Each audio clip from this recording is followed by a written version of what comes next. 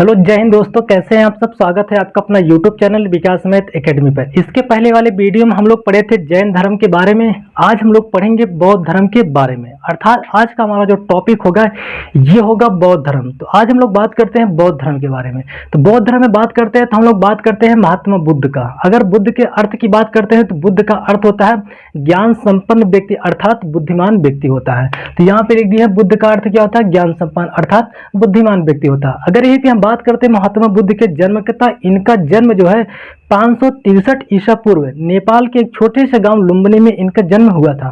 तो ये इनका जन्म हुआ था नेपाल के छोटे से गांव लुम्बिनी में, और कब हुआ था, 563 ईसा पूर्व हुआ था। अगर यहाँ पे हम बात करते हैं इनके बचपन का, तो इनके बचपन का नाम था सिद्धार्थ, अर्थात इनको बचपन में जो है सिद्धार्थ नाम लेकर के बुलाया जाता था। तो बचपन का नाम क्या था इनका, सिद्धार्थ था। पिता का नाम बात करते हैं तो इनके पिता का नाम था शुद्धोधन, अर्थात इनके पिताजी कौन थे, तो शुद्धोधन नाम के व्यक्ति थे।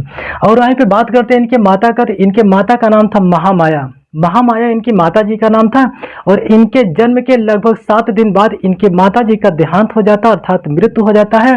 तो मृत्यु इनकी कब हो जाता है, तो इनके जन्म के 7 दिन बाद। तो मृत्यु होने के बाद इनका पालन पोषण की समस्या आ जाती है कि कौन करे। तो इनके पालन पोषण जो है इनकी मौसी, जिनका नाम था प्रजापति गौतमी, तो इनकी मौसी प्रजापति गौतमी ने इनका पालन पोषण किया था। पालन पोषण करने के बाद इन्होंने, जब इनका उम्र लगभग 16 से 17 वर्ष की अवस्था हो गया, अब इनका शादी एक लड़की से करा दिया गया जिसका नाम था यशोधरा। शादी कब हुआ था, 16 वर्ष की उम्र में।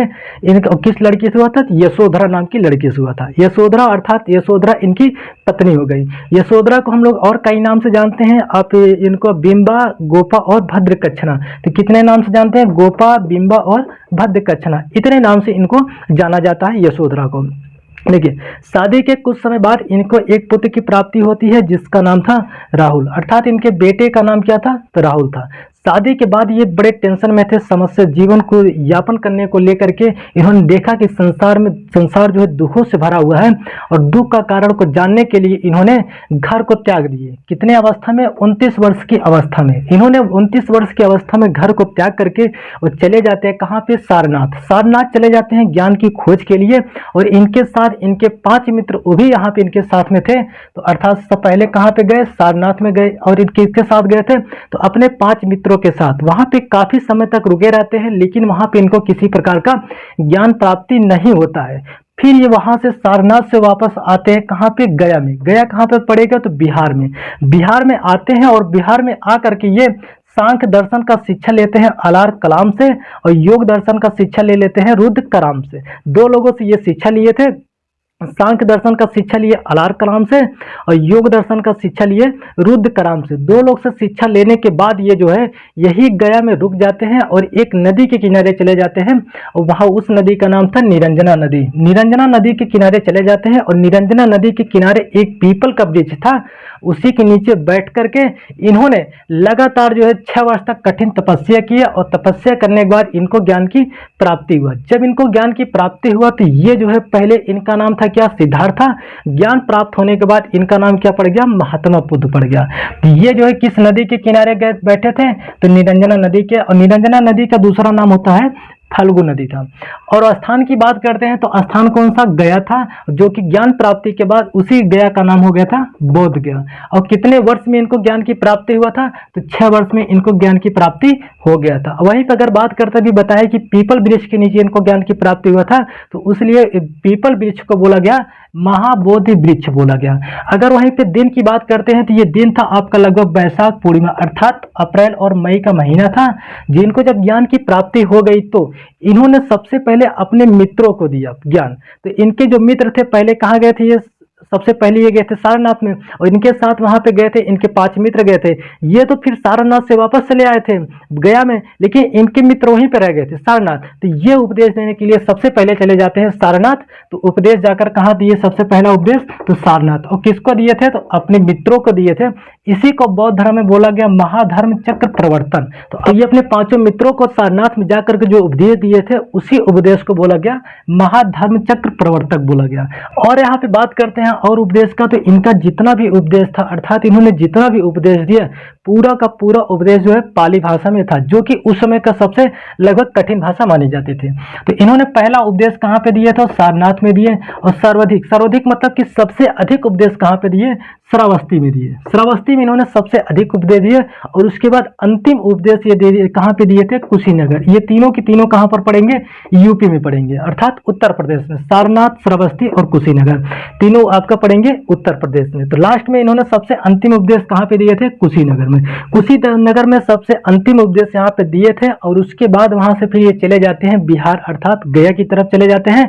और बिहार में एक जगह था पावापुरी। पावापुरी जब जाते हैं तो वहां पे जैन भिक्षु, उस समय देखिए जैन धर्म और बौद्ध धर्म दोनों साथ साथ चल रहे थे। तो जैन धर्म के जो वहां पे भिक्षु थे, उन्होंने इनको जो है जहरीला मशरूम, अर्थात जिसको शुकर मांस बोला जाता है, उसको इनको खाने के लिए दे देती हैं।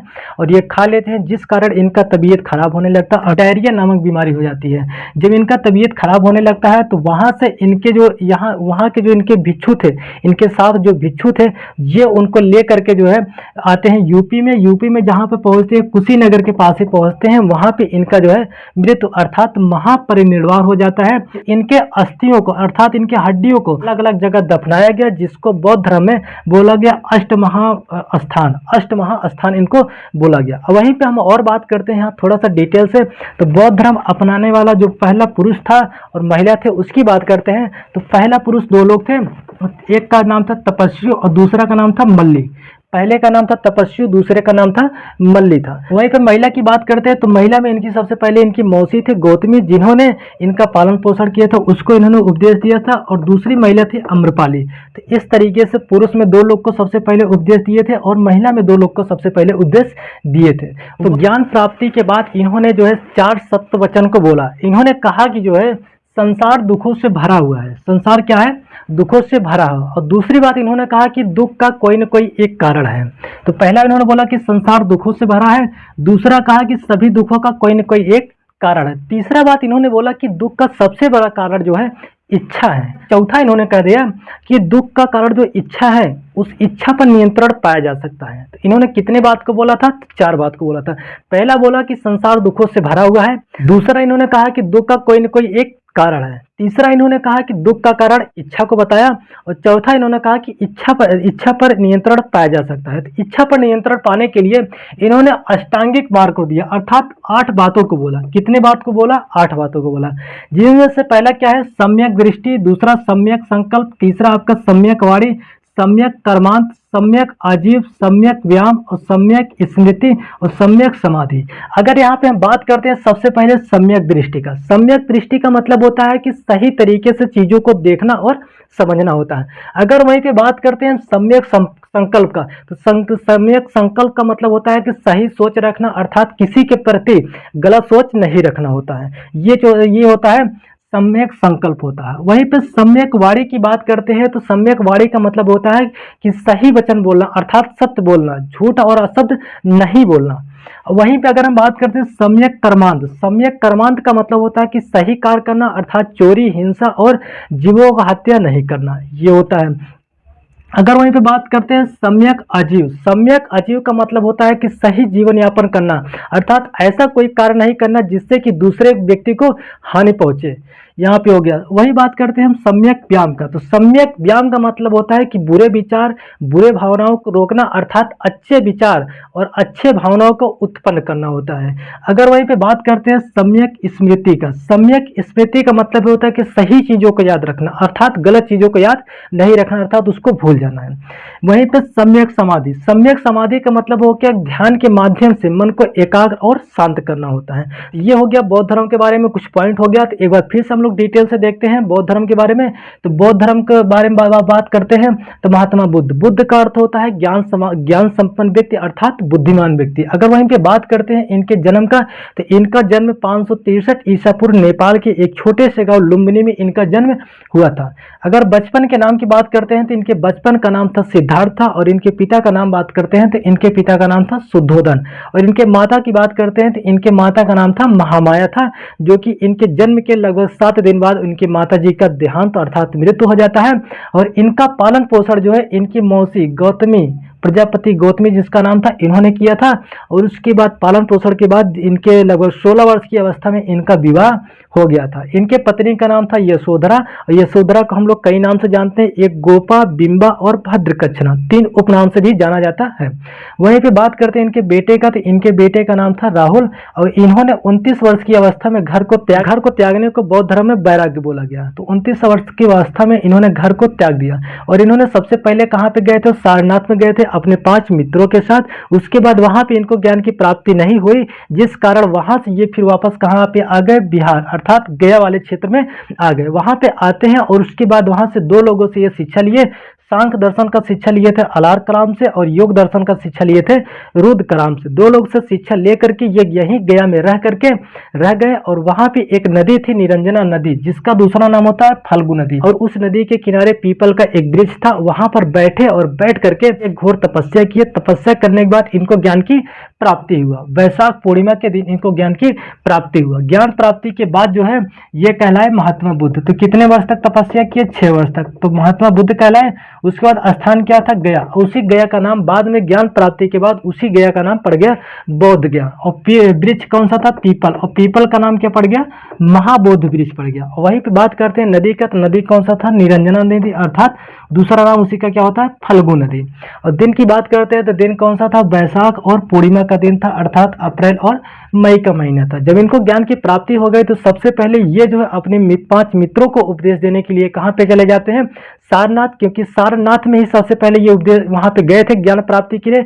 लेकिन इनको वहां पे ज्ञान की प्राप्ति नहीं हुआ था, जिस कारण ये यहाँ पे गया में आ गए थे। लेकिन इनके मित्र वहीं पे जो है सारनाथ में रह गए, जिसके लिए ज्ञान प्राप्ति के बाद ये पुनः वहां पे सारनाथ जाते हैं और वहां पे अपने मित्रों को क्या करते हैं? ज्ञान देते हैं। और उन्हें 5 मित्रों को ज्ञान देने को बौद्ध धर्म में बोला गया है महाधर्म चक्र प्रवर्तन। और यहाँ पे बात करते हैं उपदेश का, तो पहला उपदेश इन्होंने कहाँ पे दिया था? सारनाथ में दिए थे। किसको दिए थे? अपने 5 मित्रों को दिए थे। सर्वाधिक उपदेश अर्थात सबसे अधिक उपदेश कहाँ पे दिए थे? तो श्रावस्ती में दिए थे। और अंतिम उपदेश कहाँ पे दिए थे? तो कुशीनगर में दिए थे। कुशीनगर में उपदेश देने के बाद ये फिर से वापस चले जाते हैं बिहार। बिहार की एक जगह था पावापुरी। पावापुरी में जाते हैं तो यहाँ पे इनको जो है कुछ जैन भिक्षुक मिल करके जहरीला मशरूम अर्थात जिसको सुकरमास बोला जाता है, उसको इनको खाने के लिए दे देते हैं और ये खा लेते हैं, जिस कारण इनका तबीयत खराब होने लगता है, अर्थात इनको डायरिया नामक बीमारी हो जाती है।